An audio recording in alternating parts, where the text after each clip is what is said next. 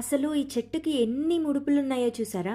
ఏదైనా కోరిక కోరుకొని 9 వారాలు 9 ముడుపులు కడితే ఏ కోరికైనా ఈ అమ్మవారు తీరుస్తారని ప్రజల నమ్మకం. ఎందుకంటే 300 సంవత్సరాల క్రితం అమ్మవారే స్వయంగా ఈ మర్రి చెట్టు మీద కొలువు తీరారంట. అంతేకాదు ఎవరితో అయినా శత్రుత్వం ఉంటే ఇలా తాళం చెవితో తాళం వేస్తే శత్రుత్వం తొలగిపోతుందంట. జనం వాళ్ళ సమస్యలు దూరం అయిపోవాలని ఇలా లెటర్స్ కూడా రాస్తారంట. ఇన్ని ముడుపులు చూడ్డం ఇదే ఫస్ట్ టైం. ఇది బెంగళూరు హొస్కోటే దగ్గరున్న కంబలిపుర గ్రామంలోని కాటేరమ్మ టెంపుల్. ఇక్కడ అమ్మవారికి ఇలా బెల్లంతో దీపం వెలిగిస్తారు. అంతేకాదు ఇక్కడ మనకి ఏదైనా నరదిష్టి ఉన్నా లేకపోతే దృష్టి దోషాలు ఉన్నా కూడా ఇలా నిమ్మకాయతో దిష్టి తీసి మనం కాలుతో తొక్కితే ఆ నరదిష్టి పోతుందని నమ్మకం.